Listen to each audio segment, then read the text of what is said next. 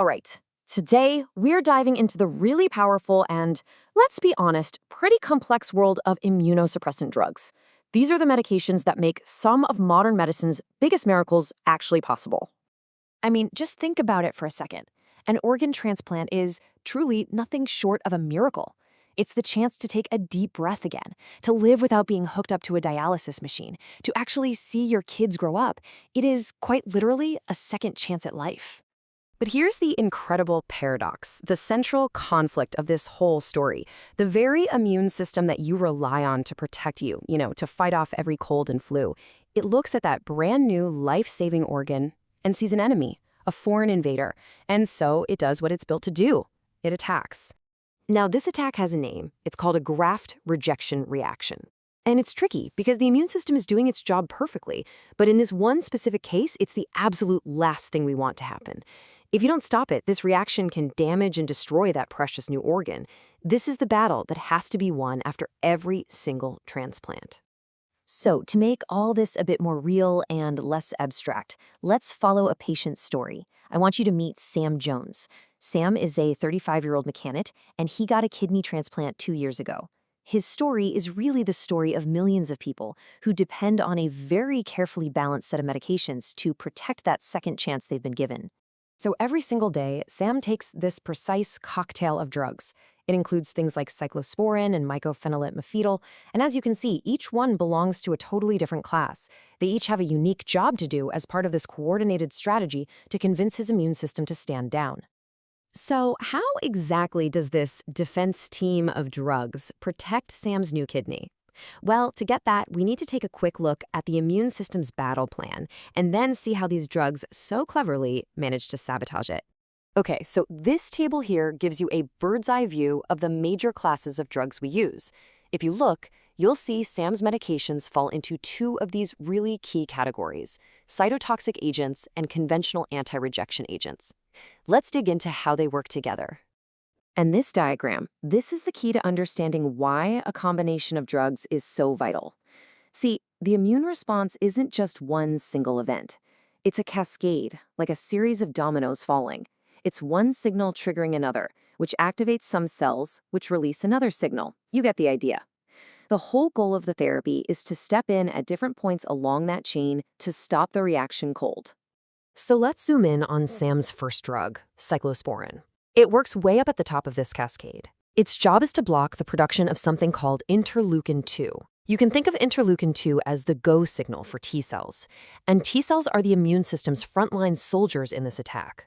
So by cutting off their order to multiply, cyclosporin really blunts that initial assault. Okay, so next up is Sam's other drug, mycophenolate. This one works a little further down the line.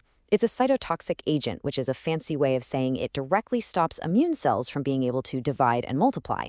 And it doesn't just stop the T cells we just talked about. It also stops B cells, which are the ones that make antibodies. So by hitting this whole process from two different angles, you create a much, much stronger defense. It's like a 1-2 punch. But, and this is a big but, turning down the dial on your body's entire defense system is a really delicate balancing act.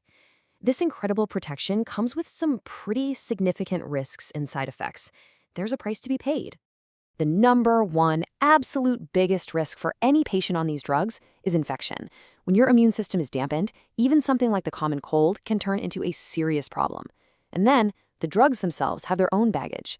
Cyclosporin, for example, can cause high blood pressure and, in a cruel twist of irony, damage to the very kidneys it's supposed to be protecting. Patients have to be constantly monitored for all of these potential issues. And there's a really serious long-term risk we have to talk about. After about 10 years on immunosuppressants, the estimated increased risk of developing certain cancers, especially skin cancers and lymphomas, can jump by 20% or even more. It's a very stark reminder of the trade-offs that patients like Sam are making. So, all of this, all these risks, all this complexity, it brings us to what might be the single most important part of a transplant patient's success: education. Managing these high-alert medications isn't a short-term thing. It's a lifelong commitment, and it requires a deep, deep understanding of how to live safely. Let's go back to Sam for a minute. He wants to go to his son's baseball games, a simple, wonderful, normal part of life, right? But for him, it's an event that requires a whole different level of planning. A crowded stadium is just a sea of potential germs, and spending hours in the sun is a huge risk factor for skin cancer. So what does he need to do? These here are the non-negotiables for Sam, the absolute golden rules. It starts with hand washing becoming almost an obsession. He has to do his best to avoid anyone who's obviously sick.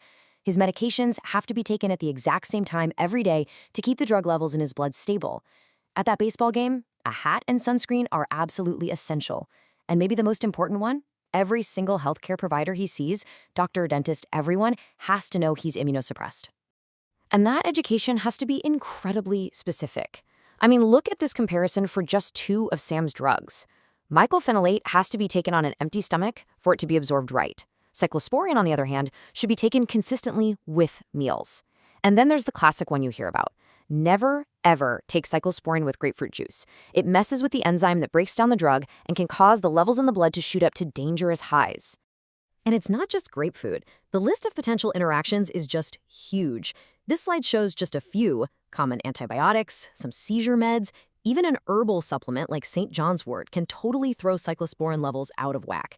This is exactly why a patient has to report every single thing they take, every pill, vitamin, or supplement to their transplant team. No exceptions. I really want to leave you with this statement because it says it all. Poor adherence and missed medication doses are an important cause of organ rejection.